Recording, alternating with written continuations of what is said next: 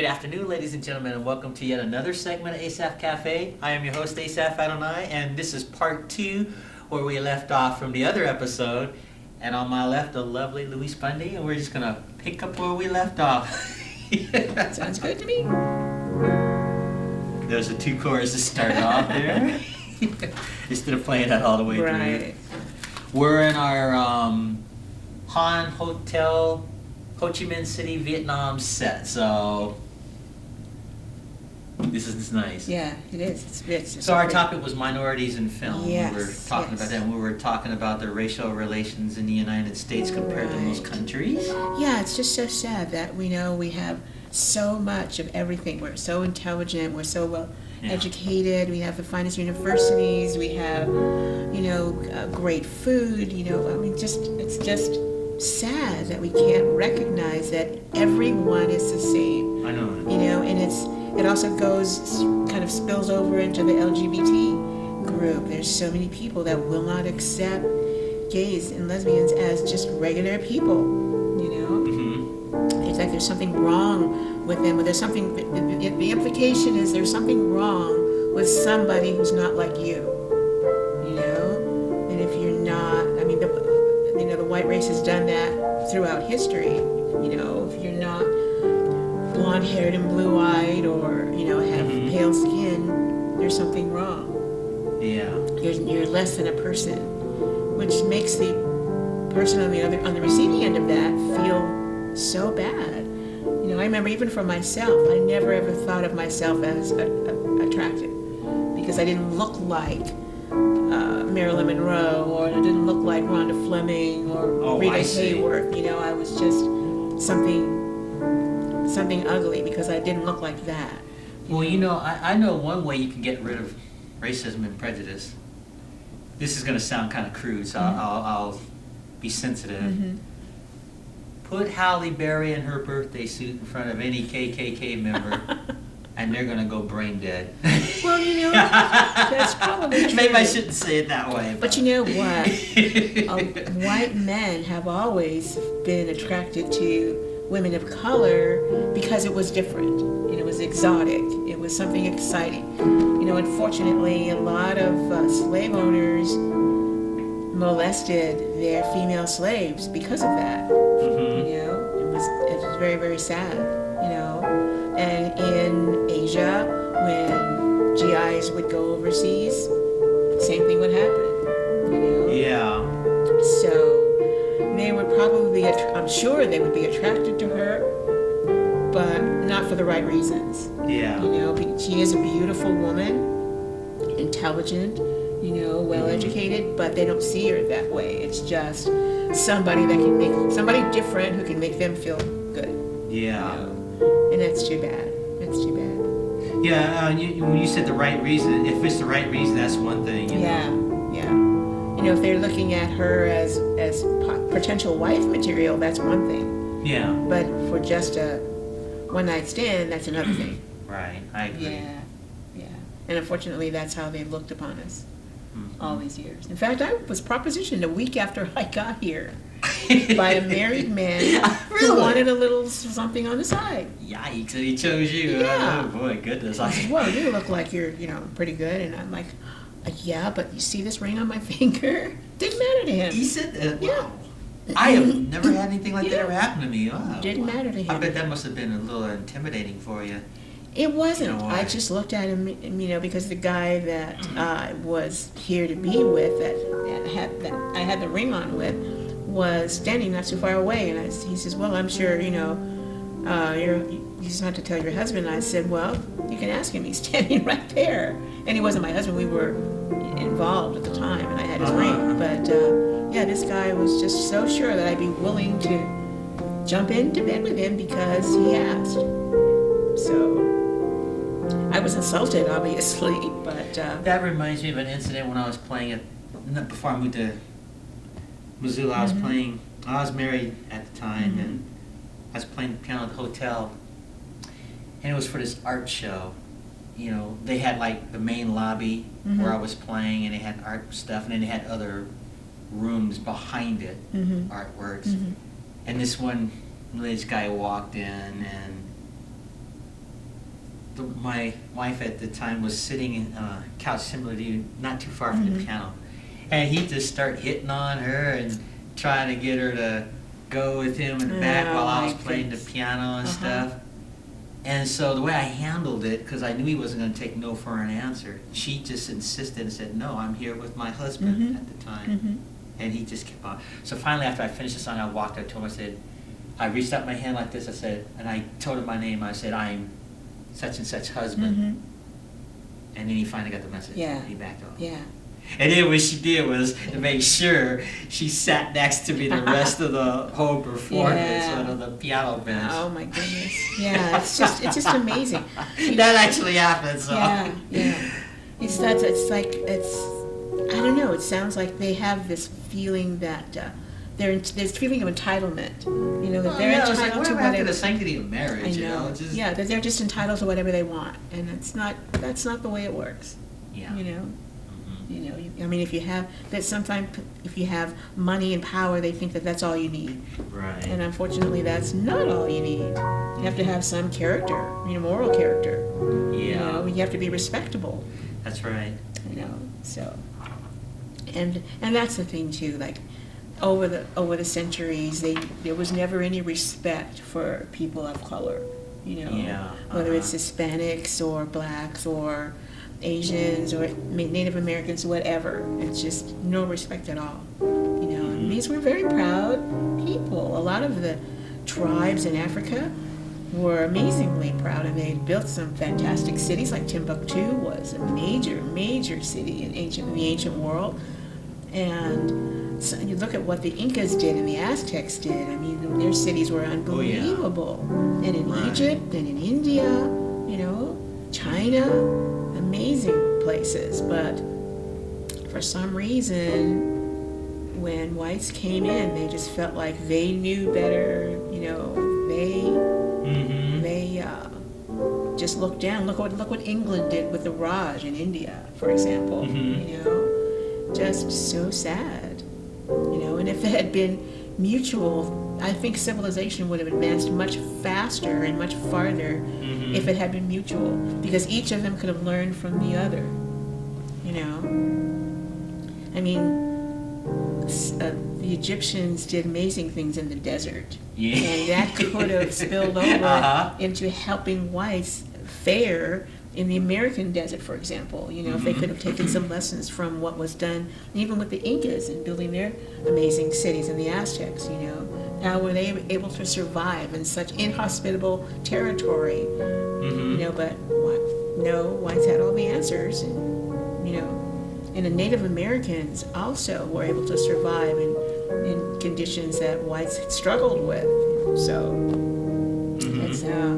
it's too bad that they couldn't have seen some of these situations as learning situations, instead of going in and saying, no, we have all the answers and we know better. Oh yeah. And there you go.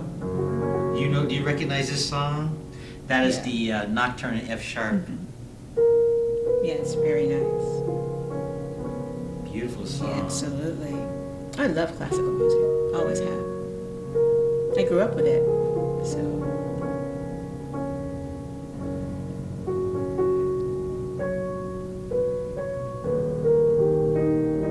I like this part too.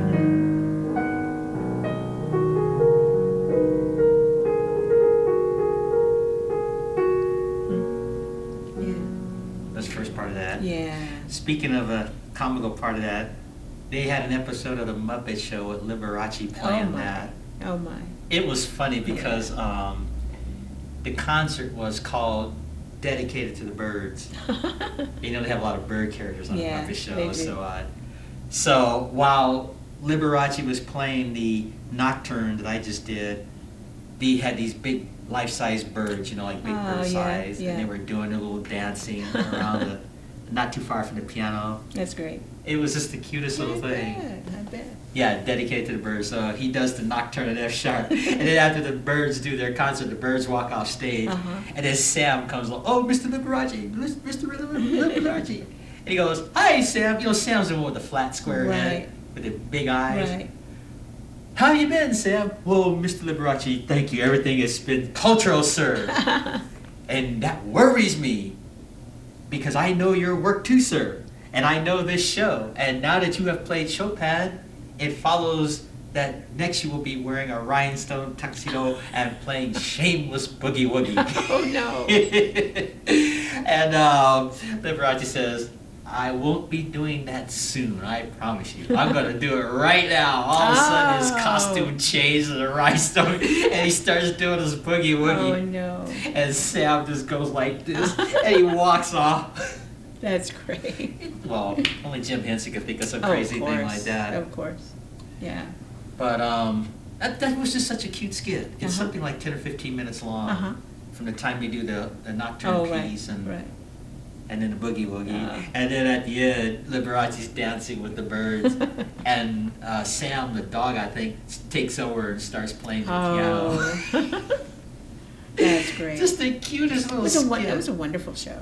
I know, it was one of my Wonderful favorite show. shows. I Yeah. enjoyed. It was fun watching all the famous people and how they interacted with the puppets, and the topic that they covered seemed to fit whoever the Right. movie star was. It was on there. Mhm. So yeah. Yeah, I like the fact also that the Muppets were all different colors. You know, That's right. That's red right. and blue and brown and green and Yeah. yellow and whatever. So it doesn't. It's nice. It's nice. Well, anyway, getting back to what we were talking about, Mhm. the Muppets and the colors and the characters. Maybe America will be like that one day. It would be nice. That would be really Yeah. nice. Yeah. Or like Star Trek, for example. Yeah. Exactly. All different races and sizes. And, yeah. That reminds me of a song when I was a kid. Yeah.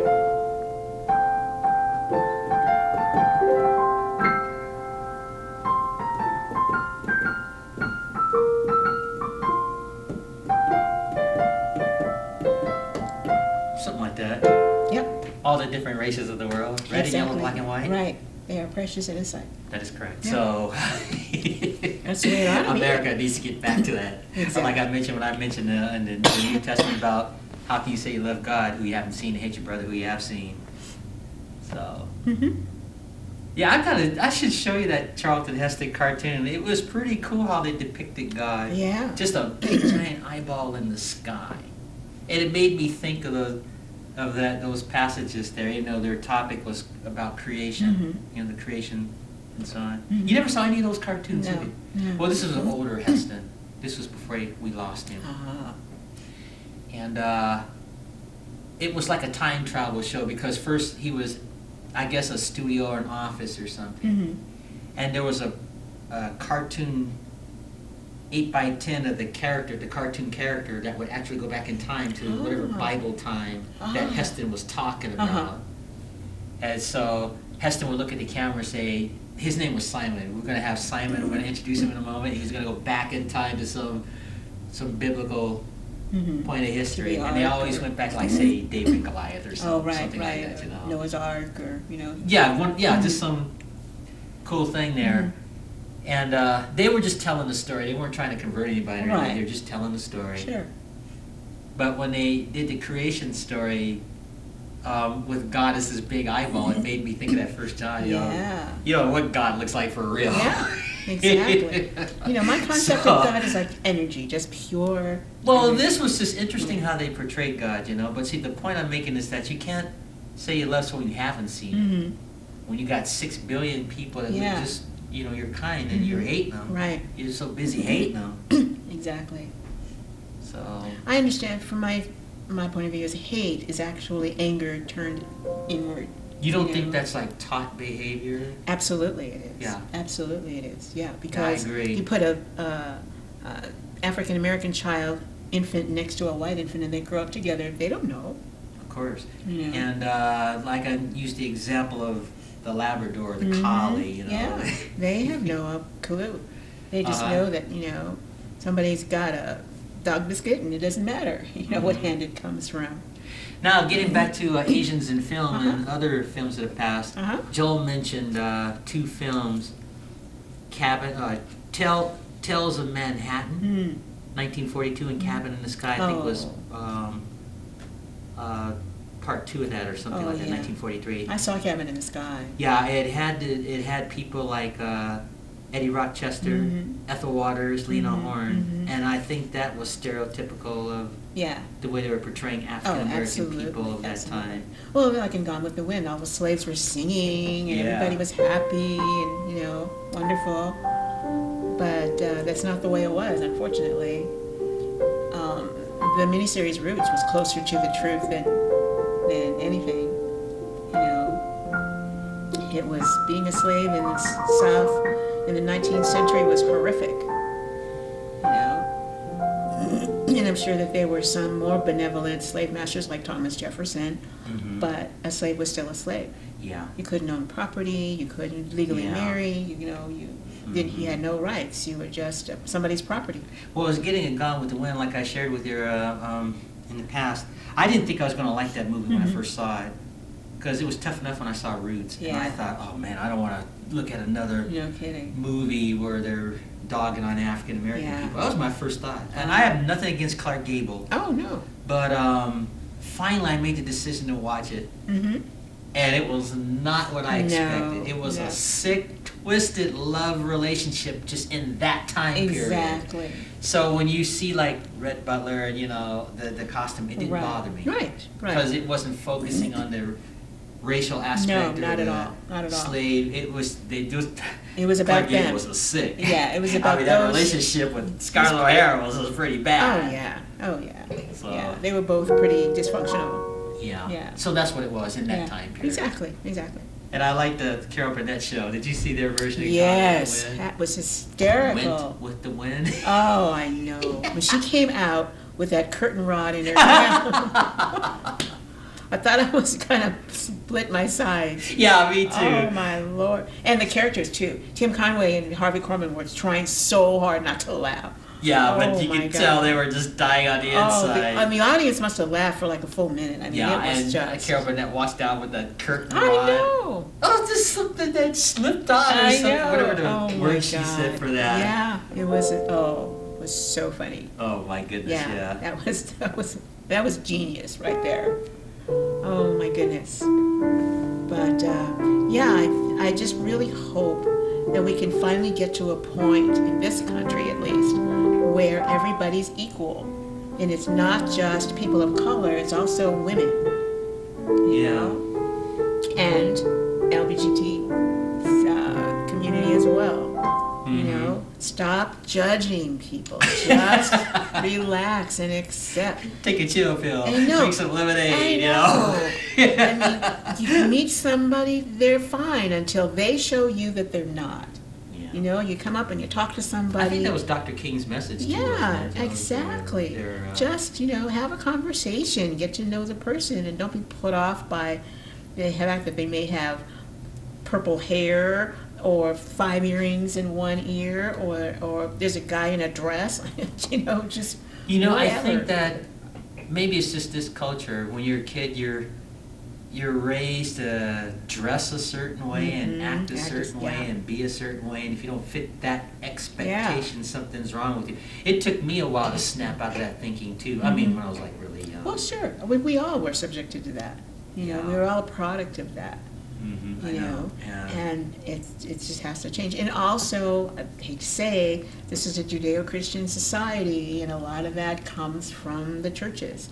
I think most of it comes more from family upbringing and probably television, I would say. Well, even before television television tends to portray stuff like it that does. too. It does. you But know? even before television was even invented, that kind of thinking was rampant.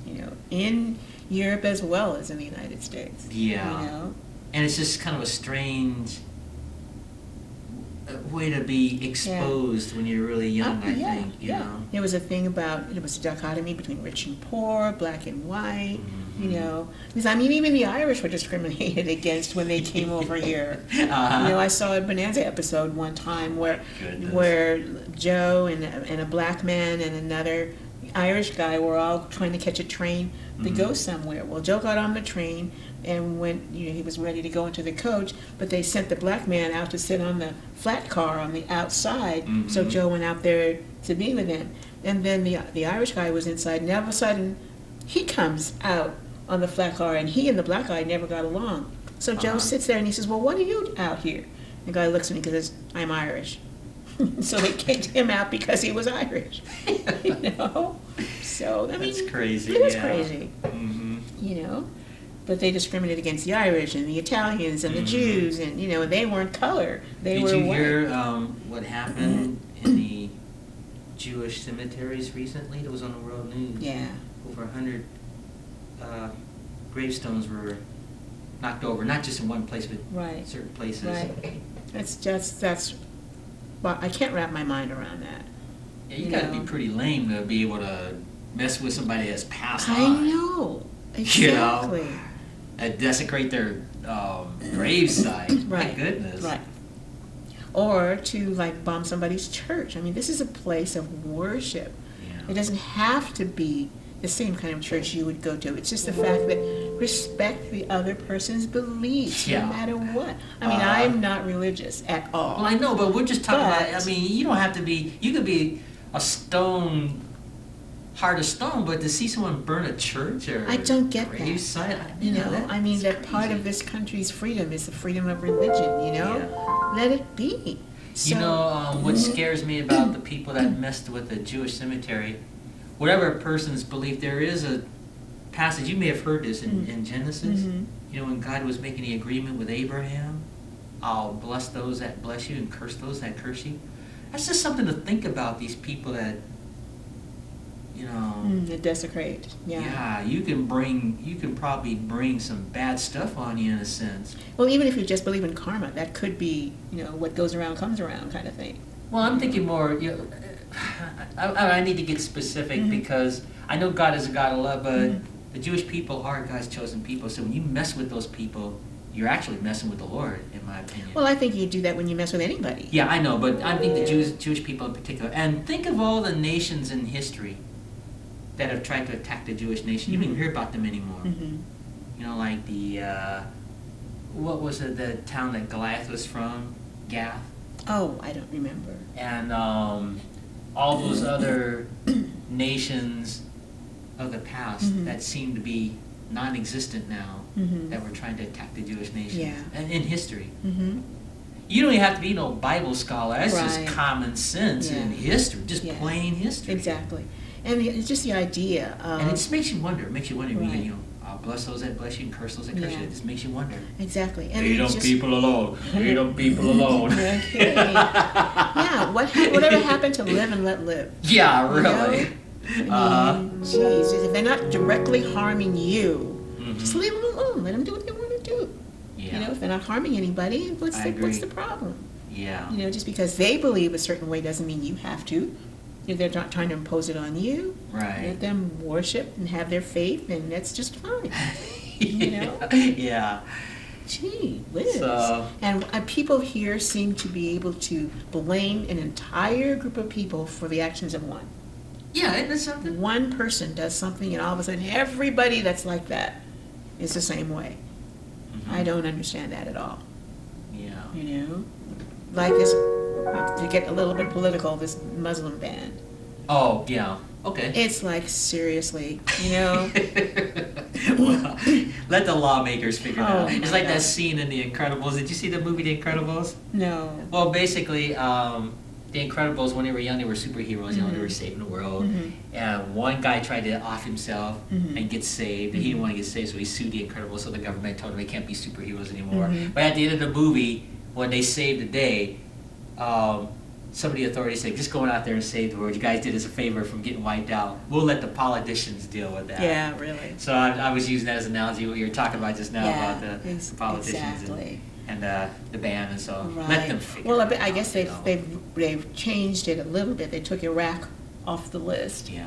because poor Iraqi soldiers are trying to fight ISIS over there, and they were coming here to train on F-16s here in the United States. And because of the ban, those soldiers couldn't come back into the country to train to defend their own country. It's like, hello, you know, boggles the mind. And there's just so much strife. Oh my goodness. It's just sad. It's just sad. You know? there should be, like I say, one race, the human race. That's Uh-huh. it. That's it. Yeah, we get like Star Trek. That'll Yeah, happen. that will. Everybody should be accepted until they prove that they shouldn't be. That was the Symphony in A minor by Beethoven Mhm. while you were, Mhm. I don't know if you recognized it or not. Mhm. I'll do it again. Yeah, I did. Oh, I'm sorry, I better watch what I'm doing. This isn't really a piano song, you know. Oh, it's a No, symphonic. it's an orchestral piece. song. Yeah.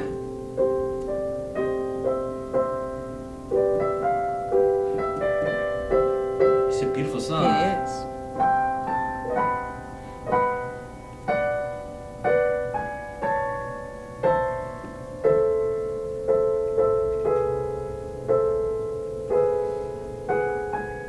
I'm sure After that point, it gets all kind of Oh, orchestral. There's no sure. way to repeat And I'm that. sure I have it because I have I've got it at home. an I've got album a of copy the it. complete works of Beethoven. Oh, you do? On record, yeah. Oh, wow, I'd be Yeah. interested in hearing that sometime. Yeah. But I have like this DVD of just some of Beethoven's hits, they call Ah, it. That was okay. one of the songs that Oh. was on there. Yeah, no, I have his complete works. Symphony in A. Yeah, on record, on albums. Oh, okay, cool, yeah. Yeah, so it's wonderful to listen to him. And of course, the Pharaoh Lease, too. Oh, yeah, well, that was his. Was she his wife? My understanding of that was it was one of his pupils. Oh, okay. Beethoven had a pupil that he was in love with. Oh, okay. And she may have liked him too, Mhm. but realistically speaking, that would not have worked Right. circumstantially. Yeah, yeah. And that's where that song came Right. into Nice. being. Yeah, I often wondered who she Pharaoh was. Lease. Pharaoh Yeah. Lease. Elise. Uh-huh. I think her name was Elizabeth Elise. or Elise or something Probably like that. Elise. Yeah. It just means for Elise. Yeah. So, Yeah. and it's a beautiful song. It is.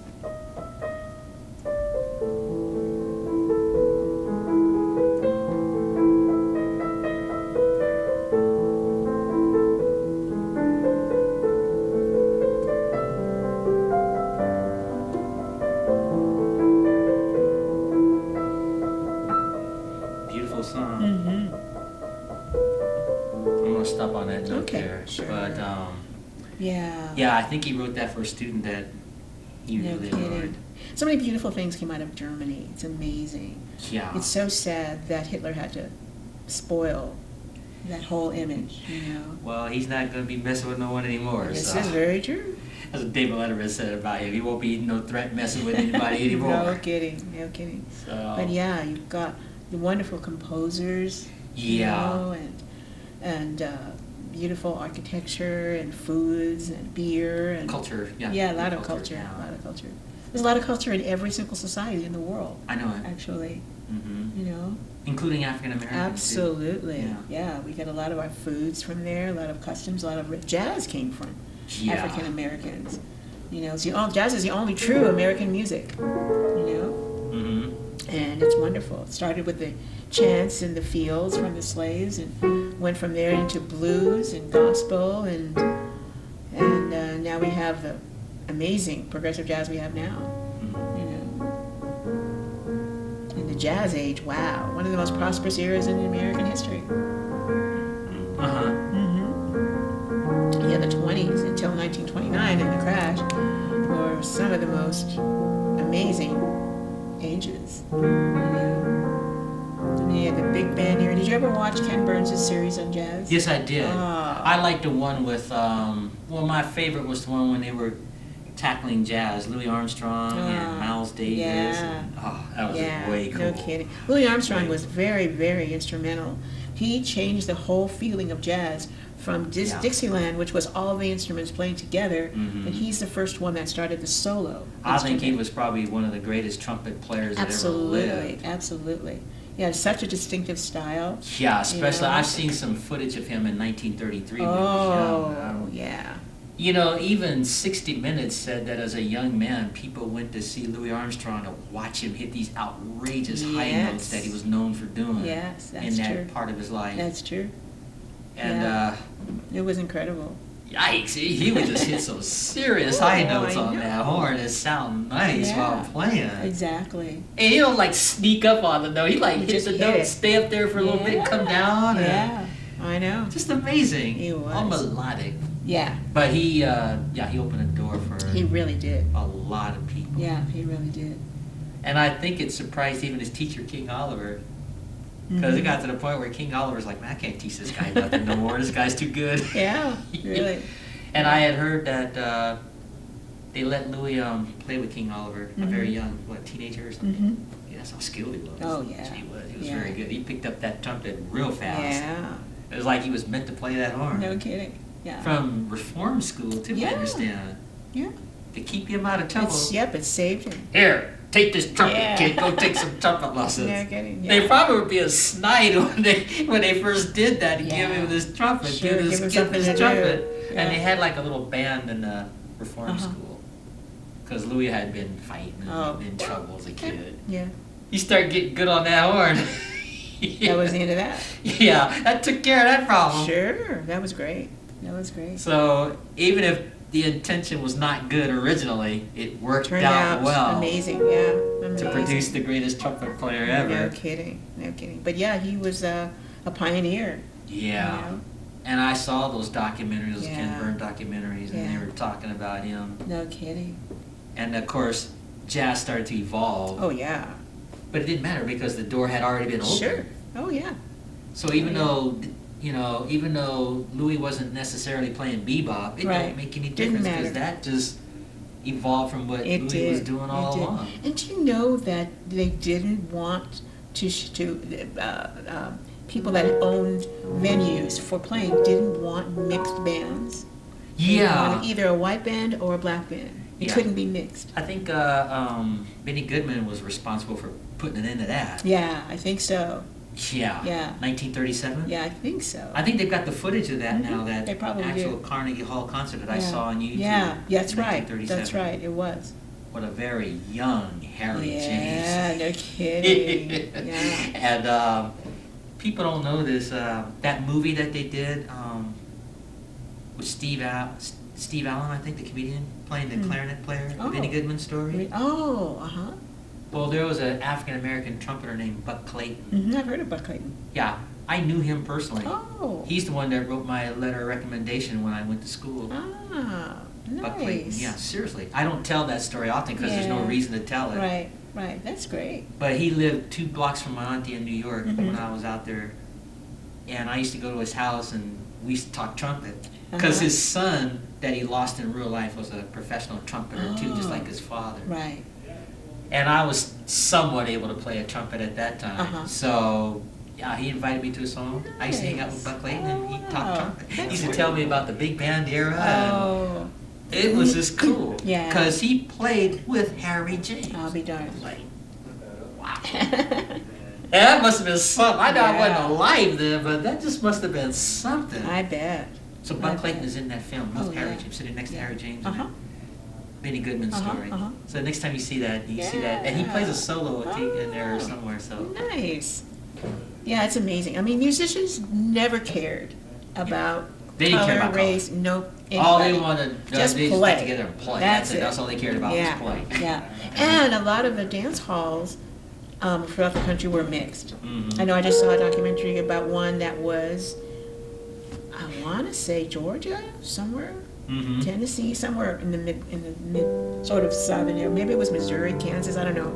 But where everybody would come. It was started at somebody's house in their spare room, and it expanded into a whole big thing. And I forgot the name of the place. It was on PBS a week or so ago.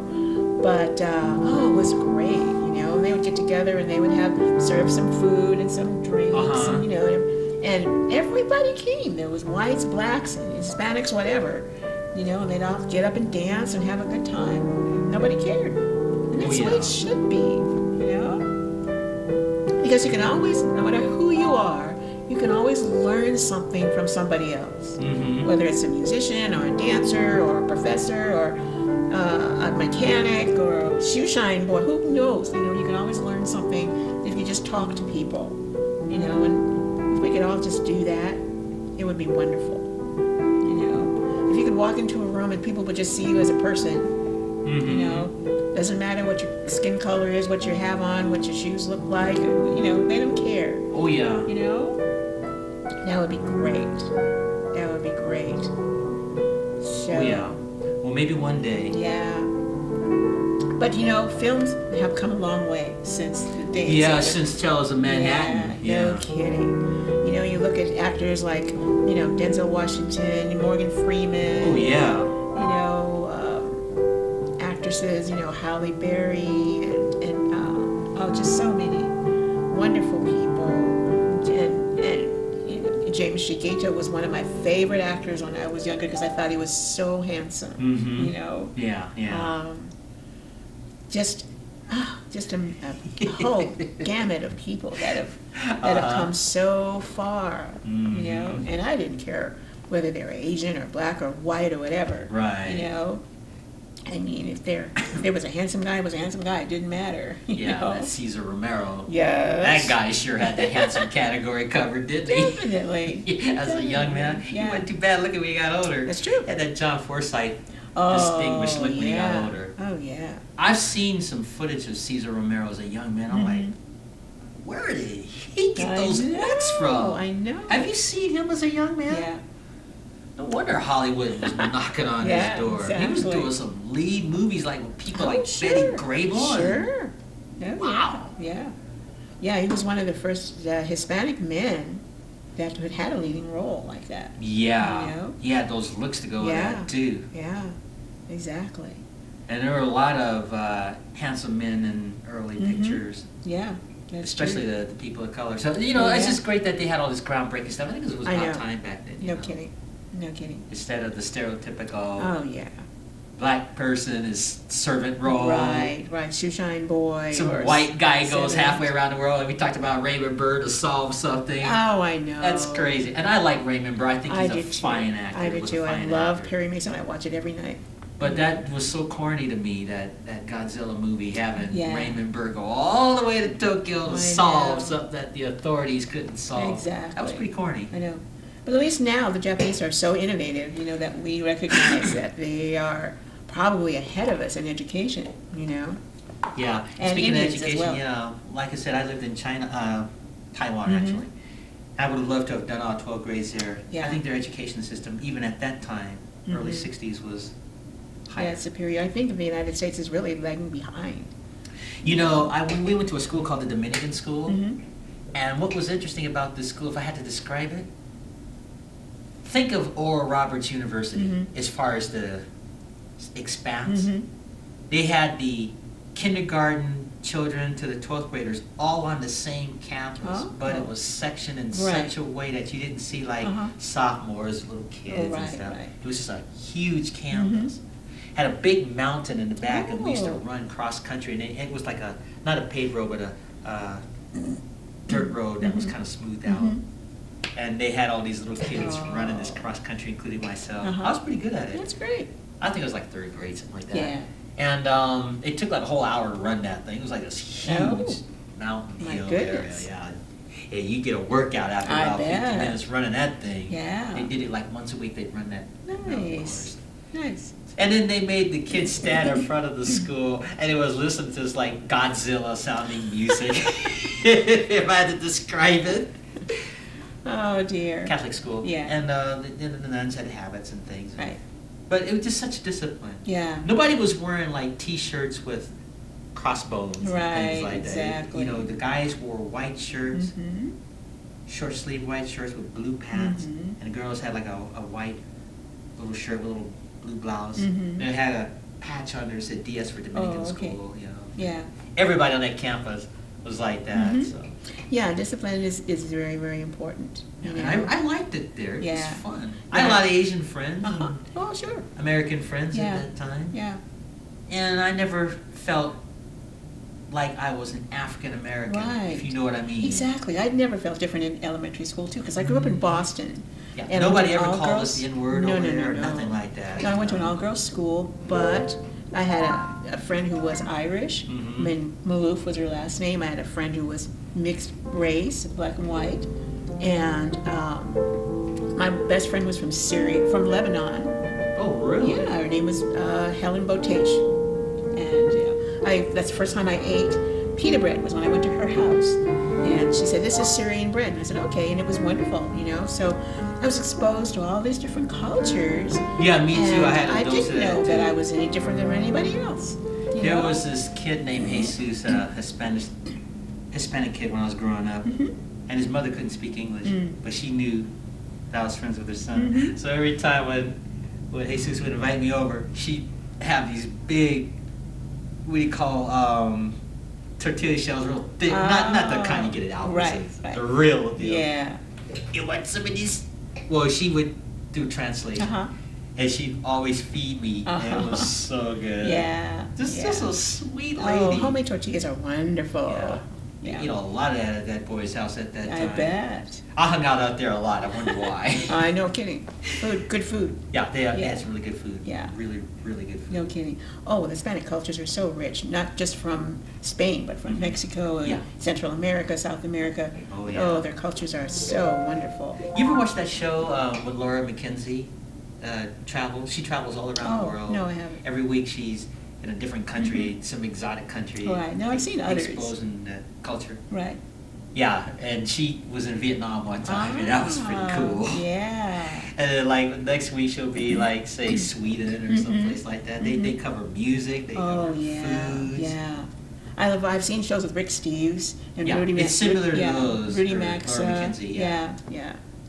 I love those travel shows. Must be nice to be able to make a living going all around the world, exposing kidding. people to cultures and stuff like that. Yeah. And you know, when you go to those cultures, you don't see the N-word or not. that mentality. No, that mentality is totally different. It's just in the U.S. They're just accepting. You know, I've had moments where I wish I was rich enough to leave the United States. Yeah. Not because I have anything against the States, but what I'm ashamed of sometimes is the racial aspect of this country. Yes, definitely. That I makes think me it's almost a big, ashamed to be an American. It is. It's a big blot and to live on here, us. because of that.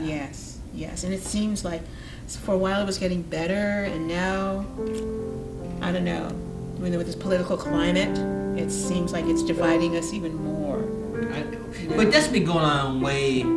Of course, but it seems to have been brought to the surface more now than it has been in the past. You know, it's just like you said, it's a big stain on this wonderful country. You know, and this country is wonderful in so many ways. I know, it's a wonderful country. It's just, if we could be like the other nations around the world that don't have all these racial issues, I think it would be fun. Well, you know, like They may not like you if you're Catholic or Protestant, but I think that's different than a racial thing, you know?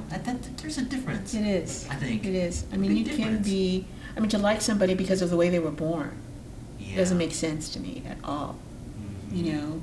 Yeah. I mean, it's like saying because you have one arm or one leg, then you're not as good. You know, it's like, you shouldn't underestimate handicapped people. Of course not. There's a girl right here in Missoula. I don't know her name. She's kind of developmentally slow, and I met her. Real sweetie.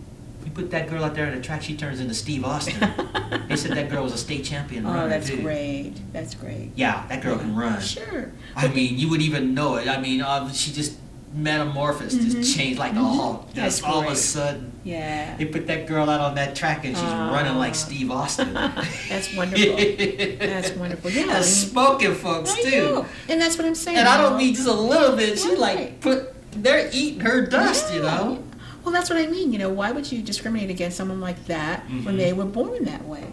Yeah. You know? Yeah. So if you're born a different color, so what? Yeah, I agree. But there's such a stigma that's attached to, especially African Americans or Africans, people of darker skin. I know it. And it's of biblical proportions. I know. You know, they try to say that black people have the mark of Cain and Cain killed Abel, so therefore we're all murderers or something. It's so ridiculous. Oh, it's like, what are you doing? You know? Because nobody in this century was even alive when that incident happened with Cain and Abel for real. We weren't even alive. So how are they going to be some expert or something that happened thousands of years ago and say, hey, it's the way it is? I know, especially if it was just a biblical story and not an actual event. Yeah. You know? I No, mean, what about event, that? You know? Yeah. I mean, gee whiz. Oh, wow. And they try to make it so that God says that darker people are cursed. Yeah, that's ridiculous. That's just so I mean, ridiculous. really, Yeah. you know. Really? They want to get stupid and go there. Exactly. And then, like you say, with the song you just played about Jesus loves little children. Oh, yeah. You know, red and yellow, black and white, they're precious in His sight. If you believe in Jesus, then why would you discriminate against anybody? Right. You know, especially since He was purported to have washed the feet of other people and accepted prostitutes. And I mean, He was the most humble character in all history, you know, who accepted everyone.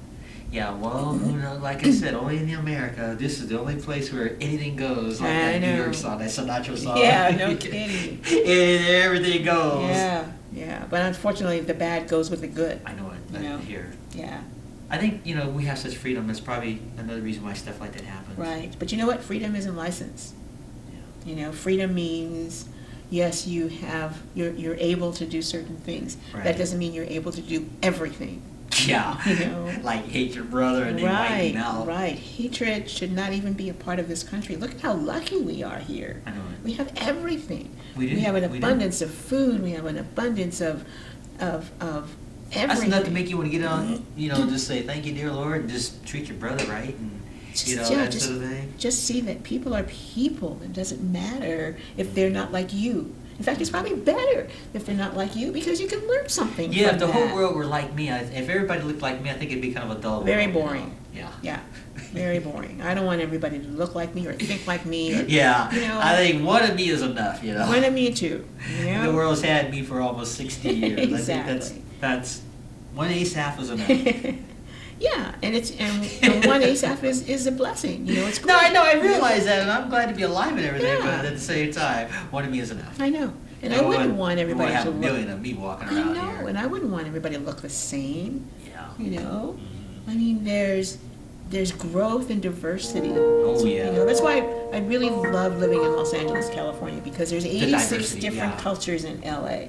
Well, that You took know? time for that. It did. That city It to did. But the grow. thing is, Yeah. it was such a welcoming environment. Yeah. That yeah, sure, come on in. And it wasn't always like that. No, I know. I realize that. I remember my early concerts in Los Angeles. Yeah, Wasn't like it that, wasn't but always it's like changed that. now. Yeah, and it's so open and welcoming.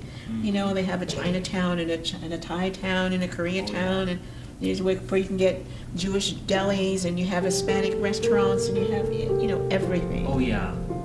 I mean, every kind of food you could possibly want, Ethiopian and Indian and whatever, it doesn't matter. And I think that's enriching a person. Oh yeah. If a person lives in just one culture and thinks just one way, they can't grow as a person. Right. Because they're not exposed to anything else. And on that note, we got 5 minutes left. Oh, See my how fast goodness. this went?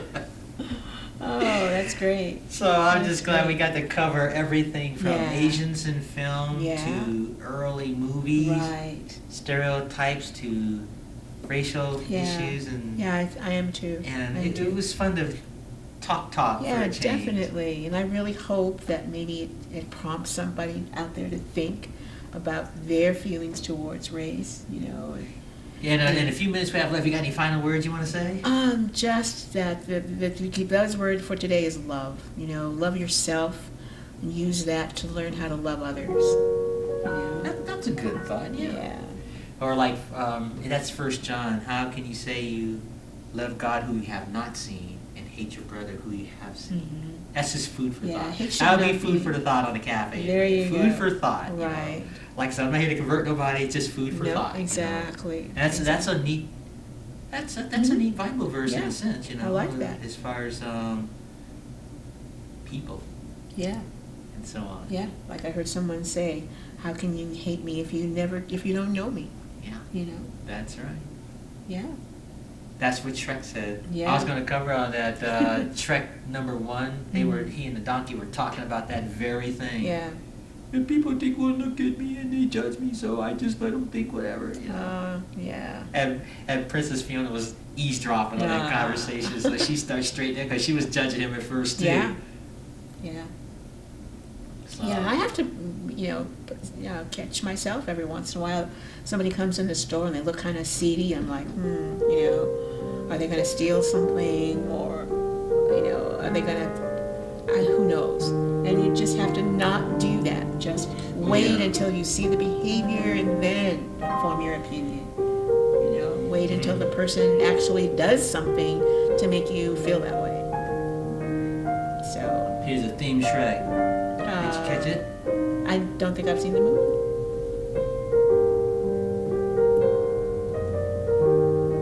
That's it. Nice. That's the thing. Yeah. Shrek. Nice.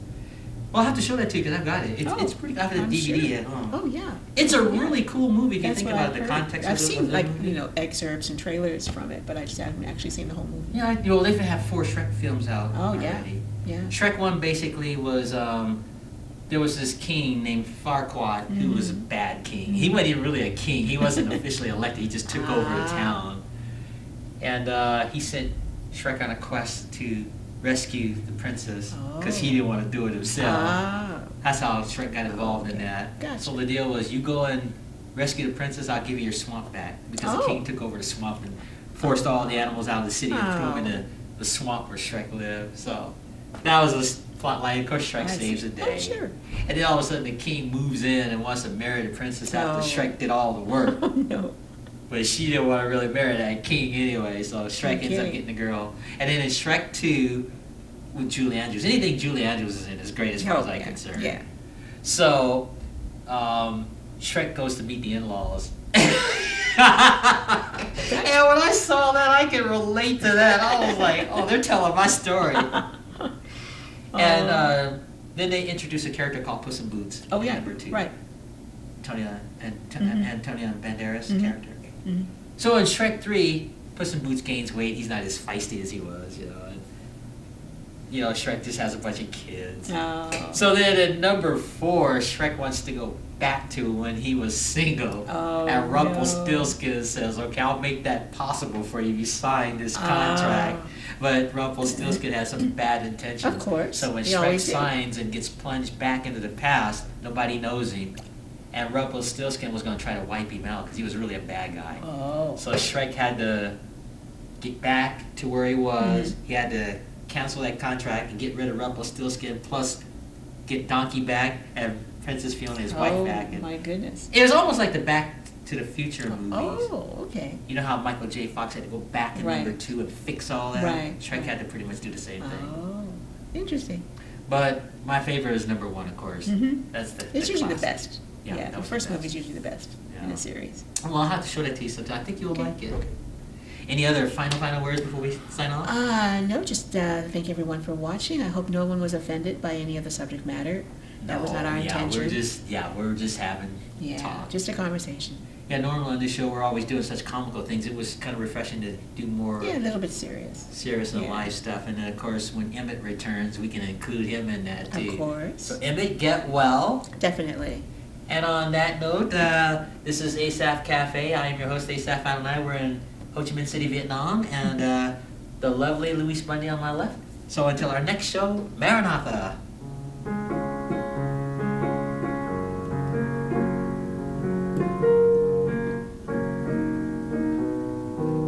I always freeze on that chord. Yeah. Well, make yourself at home. I'll shut everything down, and Okay. we'll go have lunch. Sounds good.